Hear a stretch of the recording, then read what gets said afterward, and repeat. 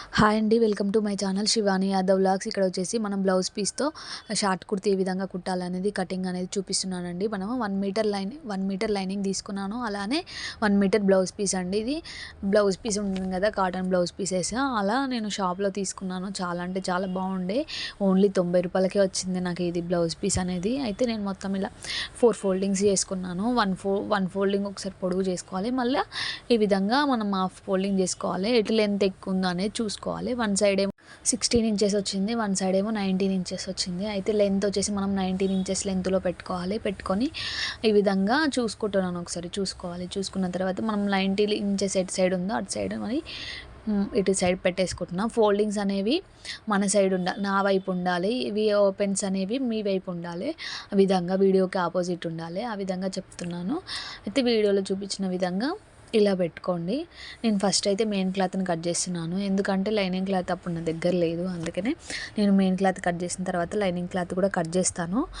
ఓకేనా. ఫస్ట్ చూడండి, ఇక్కడ ఫోర్ ఫోల్డింగ్ చేసుకున్న తర్వాత ఆది డ్రెస్ పెట్టేసి ఈ విధంగా 2 సైడ్స్ ఫోల్డింగ్ చేసుకొని షోల్డర్స్ మనం నెక్ మొత్తము ఈ విధంగా ఉండే విధంగా చూసుకోవాలి. చూసుకున్న తర్వాత నేను ఫస్ట్ అయితే ఈ విధంగా పెట్టుకున్నాను. పెట్టుకున్న తర్వాత నాకు డౌట్ ఏంటంటే, మళ్ళీ మీరు కూడా కుట్టుకుంటారు కదా, అప్పుడు కొలతలతో చెప్తే బాగుంటుంది అన్నట్టుగా నేను కొలతలతో చెప్తున్నాను.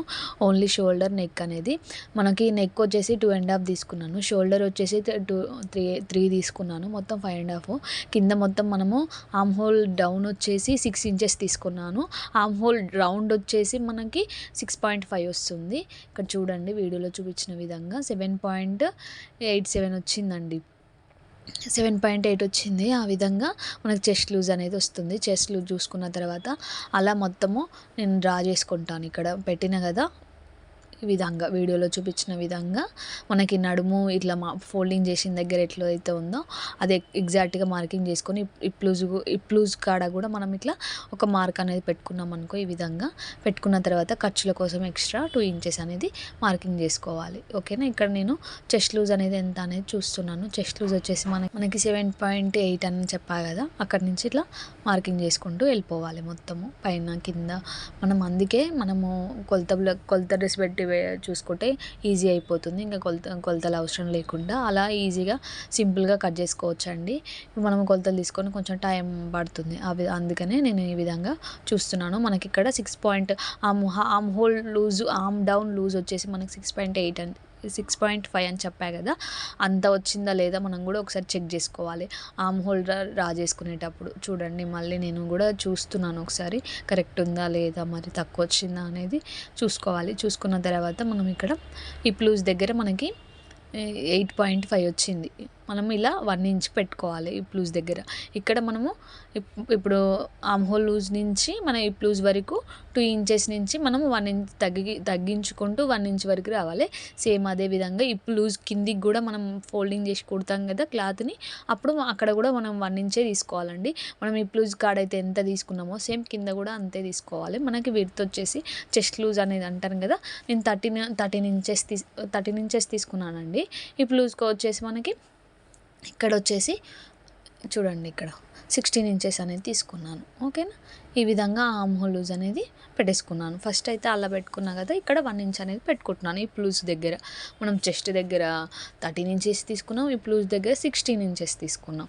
ఇక్కడ 1 ఇంచ్ మళ్ళీ మార్కింగ్ చేసుకుంటున్నాను. చూడండి, వీడియోలో చూపించిన విధంగా ఇలా కొంచెం 1 ఇంచ్ పైకి అనేది తీసుకున్నాను నేను. ఇలా వీడియోలో చూపించిన విధంగా మళ్ళీ డ్రా చేసుకోవాలి. డ్రా చేసుకొని చూసుకోవాలి. నేను మళ్ళీ ఒకసారి చెక్ చేసుకున్నాను. 16 ఇంచెస్ తీసుకున్నాను.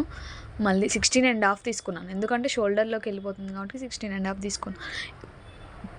ఇక్కడ 1/2 ఇంచ్ అనేది పైన మీకు షోల్డర్ కూడా ఇప్పుడు ఎక్స్ప్లెయిన్ చేస్తాను. ఈ విధంగా మార్కింగ్ చేసుకోవాలి. వీడియోలో చూపించిన విధంగా మార్కింగ్ చేసుకొని చెస్ట్ లూజు మనం కింద ఎంత చెస్ట్ కిందిది తీసుకున్నాము 13 ఇంచెస్ అనేది. ఓకేనా.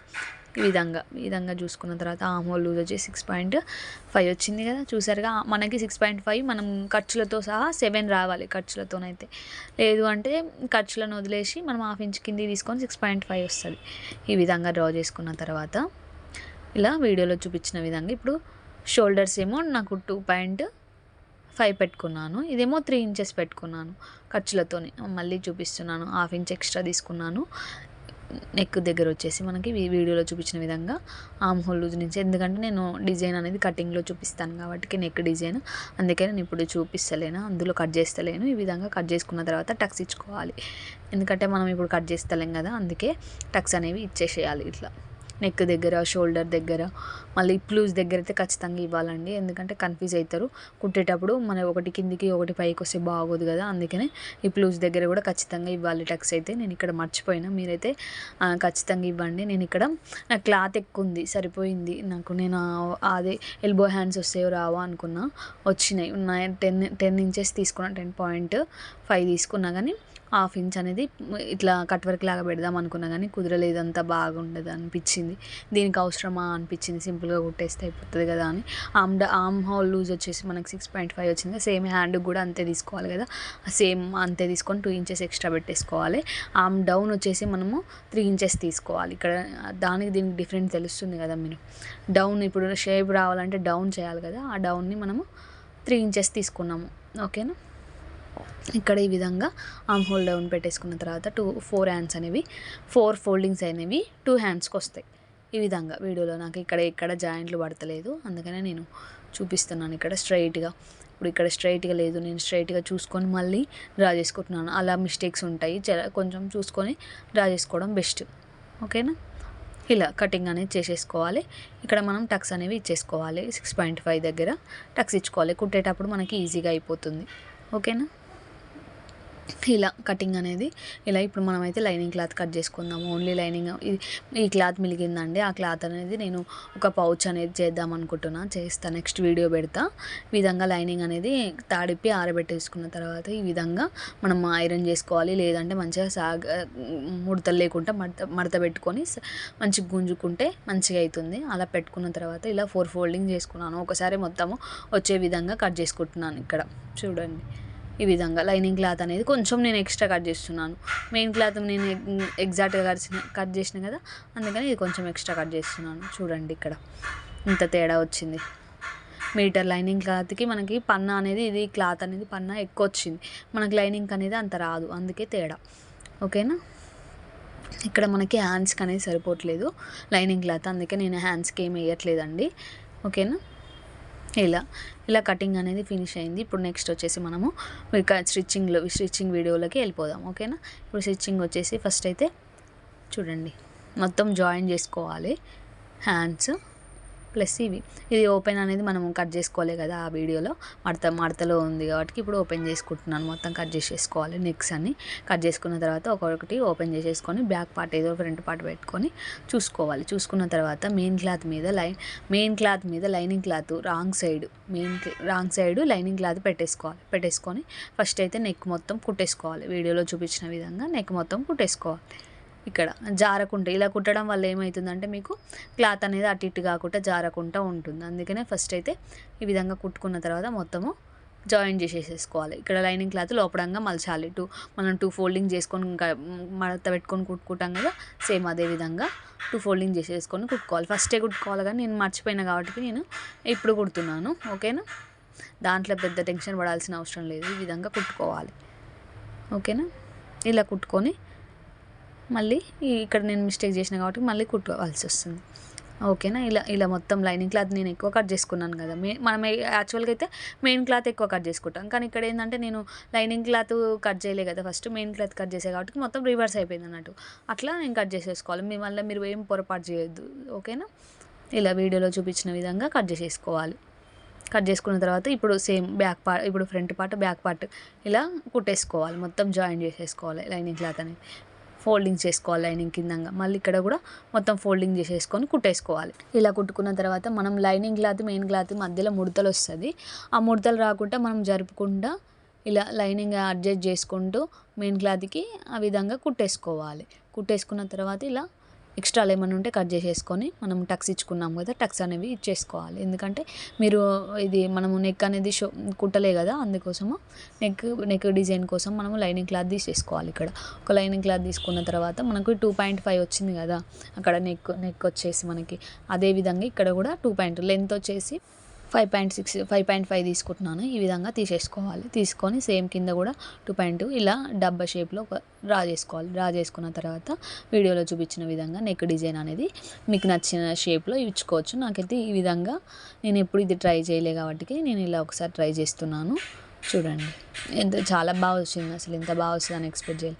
ఇలా మనము 1/2 ఇంచ్ ఎక్స్ట్రా ఉండే విధంగా మనం క్లాత్ని బట్టి 1/2 ఇంచ్ అయితే ఖచ్చితంగా ఉండాలి.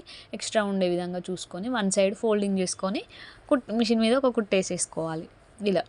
ఎందుకంటే మనం లోపల పెట్టినప్పుడు పోగులు లేకుండా లైనింగ్ మళ్ళీ ఇవి ఎమ్మింగ్ చేస్తాం కదా, మనము ఎమ్మింగ్ చేసేటప్పుడు మనకి గలీజ్గా కనపడకుండా ఉండడానికి ఇలా ఒక కుట్ట అనేది పైనంగా వేసుకుంటాం. వేసుకున్న తర్వాత ఇప్పుడు మనం మెయిన్ క్లాత్ ఉంది కదా, మనం జాయిన్ చేసుకున్న లైనింగ్ క్లాత్ మెయిన్ క్లాత్ని ఫ్రంట్ పార్ట్ బ్యాక్ పార్ట్ అని చెప్పా కదా, ఇప్పుడు అందులో నేను ఫ్రంట్ పార్ట్ అనేవి చేస్తున్నాను. ఫ్రంట్ పార్ట్కి డిజైన్ పెడతాం కదా, ఆ విధంగా ఇలా వీడియోలో చూపించిన విధంగా ఇలా మనం ఏ విధంగా అయితే కట్ చేసుకున్నామో సేమ్ అదే విధంగా పెట్టేసుకొని కట్ చేసేసుకోవాలి.